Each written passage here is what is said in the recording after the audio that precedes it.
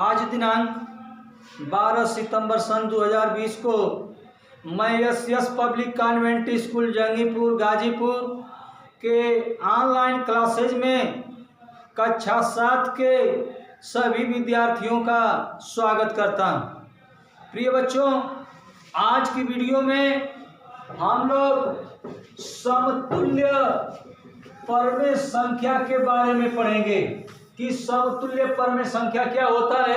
यह किसी प्रश्नावली के अंतर्गत कोई सवाल नहीं है, इसको जो है सामान्य गणित के तौर पर हम बता रहे हैं।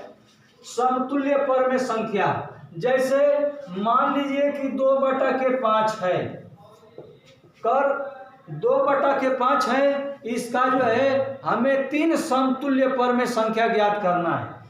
3 समतुल्य परमेय संख्या ज्ञात करना, ऐसा सवाल प्रश्नावली में आएगा हल करने के लिए। इसलिए उसको जो है प्रश्नावली से पहले ही जो मूल बात है उसको हम समझाने का प्रयास कर रहे हैं। आप लोग भी समझने का प्रयास करिए। 2/5 है, इसका जो है समतुल्य परमेय संख्या ज्ञात करना है तो कहेगा कि 2 समतुल्य परमेय संख्या ज्ञात कीजिए, 3 समतुल्य परमेय संख्या ज्ञात कीजिए, 4 समतुल्य परमेय संख्या ज्ञात कीजिए। तो 2/5 है, समतुल्य परमेय संख्या ज्ञात करना है तो हम जो है इसको बता रहे हैं। 2/5 जो सवाल है इसको जो है हम लिख दिया। अब इसके बाद क्या करेंगे, अंश और हर में, अंश और हर में किसी एक ही संख्या से, एक ही अंक से गुणा कर देंगे।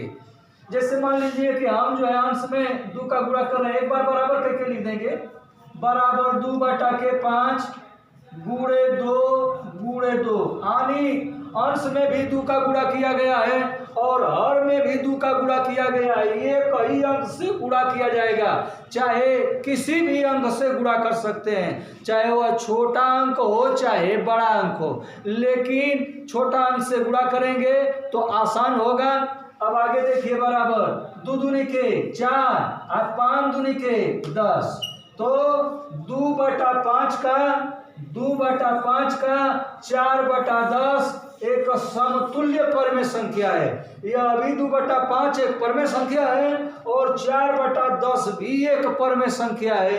अब आगे दे रहा है समतुल्य, सम माने समान और तुल्य माने तुलना करने पर, तुलना करने पर दोनों जो है समान परमेय संख्या प्राप्त होना चाहिए।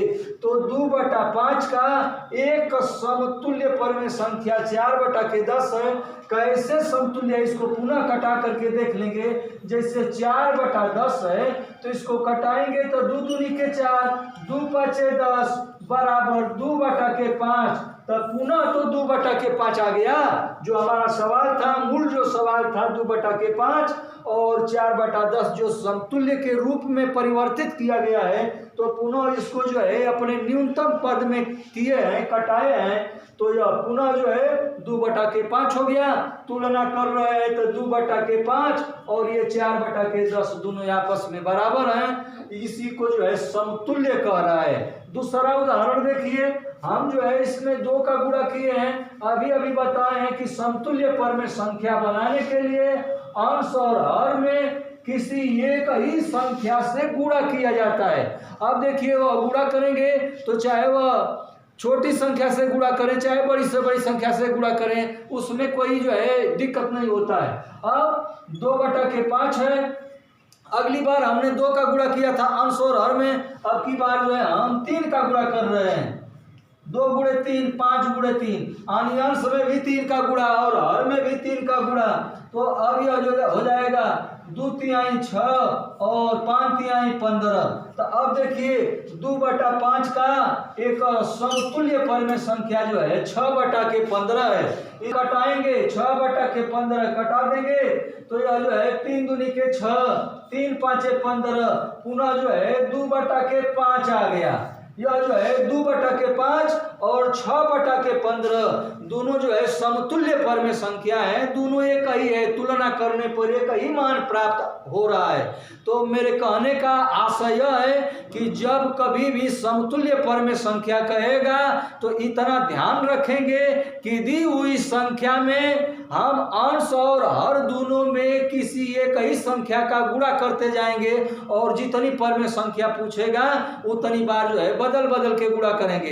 एक का गुणा नहीं किया जाता, एक को छोड़ करके दूसरे प्रारंभ किया जाता है। जैसे मान लीजिए कि कोई परमेय संख्या दिया है और कह रहा है कि तीन समतुल्य परमेय संख्या लिखिए या प्राप्त कीजिए, तो हम क्या करेंगे, दी गई परमेय संख्या में एक बार जो है 2 का अंश हर में गुणा कर देंगे तो एक पहली समतुल्य परमेय संख्या प्राप्त हो जाएगी और पुनः उसी परमेय संख्या में जो है हम अंश और हर में 3 का गुणा कर देंगे तो इस प्रकार जो है दूसरी समतुल्य परमेय संख्या प्राप्त हो जाएगी और पुनः जो है जो दी गई भिन्न होगी उसके अंश और हर में 4 का गुणा कर देंगे तो इस प्रकार से तीसरी समतुल्य परमेय संख्या प्राप्त हो जाएगी।